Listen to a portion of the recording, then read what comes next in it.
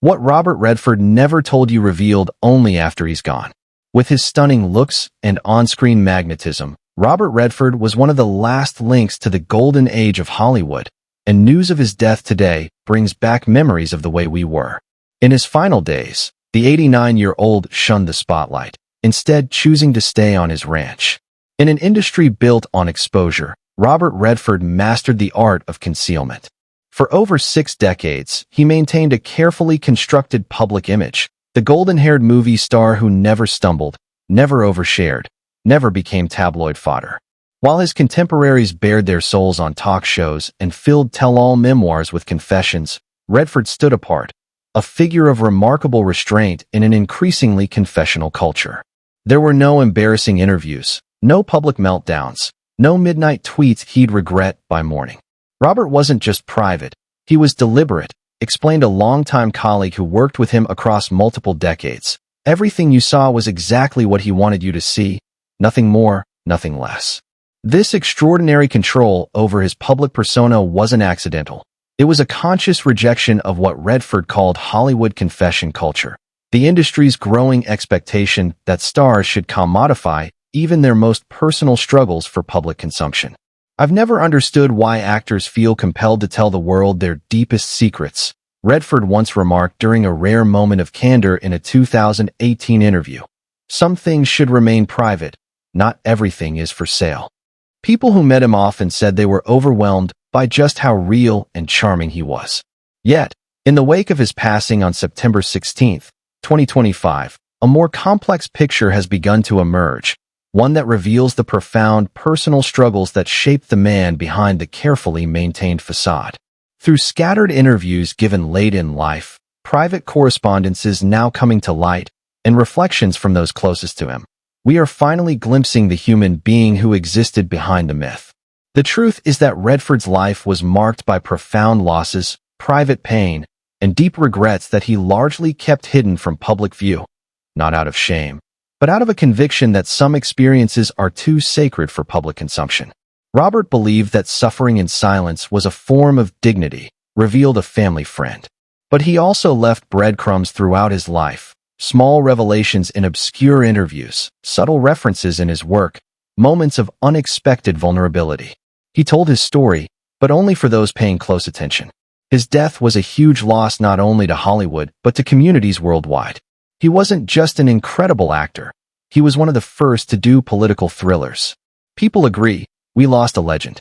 As we look back on his remarkable life and career, 7 revelations pieced together from the fragments he carefully chose to share offer a more complete understanding of the man who kept the world at arm's length even as he invited us into the stories he chose to tell. He once said, "I think artists and art have the power to affect change." The first revelation, his twin died at birth. Perhaps the most profound secret shaping Redford's identity was one he carried from his very first breath. He was born a twin, but his brother died during delivery. This foundation-shaking fact remained virtually unknown throughout most of his career until revealed in a little-noticed New Yorker profile in 2013 when Redford was already in his late 70s.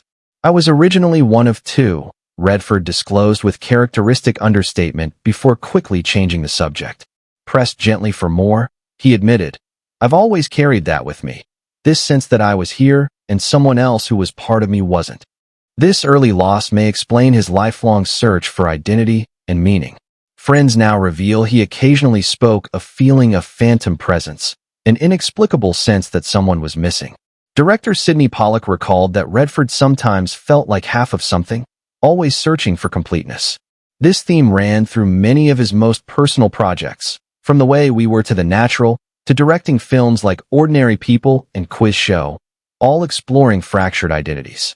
Psychologists have long documented how surviving twins struggle with guilt and identity issues, and though Redford never publicly sought therapy, his artistic choices suggest he was grappling with those questions his whole life.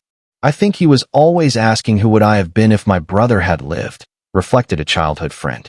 His second revelation was the tragic death of his infant son Scott. On October 17, 1959, when Redford was just 23 and years away from fame, He and his first wife Lola Van Wagenen lost their infant son to sudden infant death syndrome at just 2.5 months old.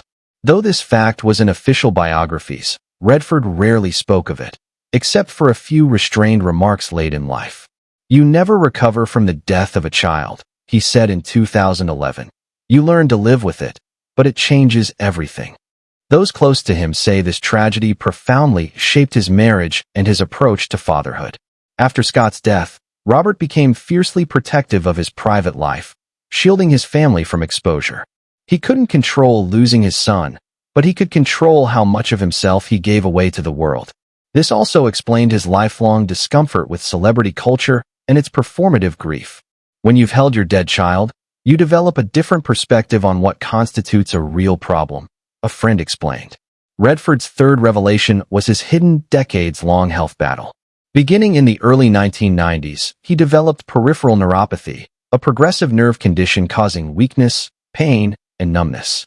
For a man whose physical vitality was central to his screen presence, this was devastating. Yet, he kept it private. In 2013, he briefly admitted, "I've been dealing with a nerve issue for years. It affects everything: how you move, how long you can stand on set, even how you sleep."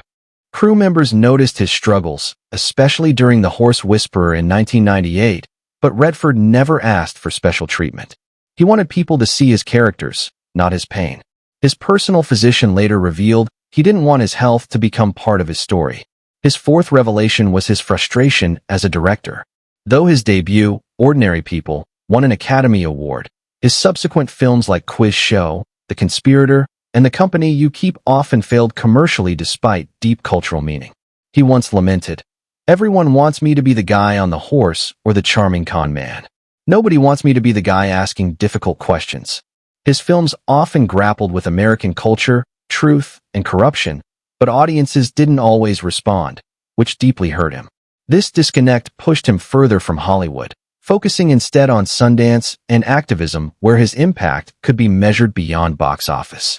His fifth revelation was the love he lost and quietly reclaimed.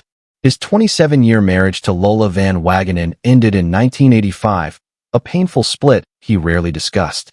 But in the 1990s, he began a relationship with German painter Sibylle Sagers.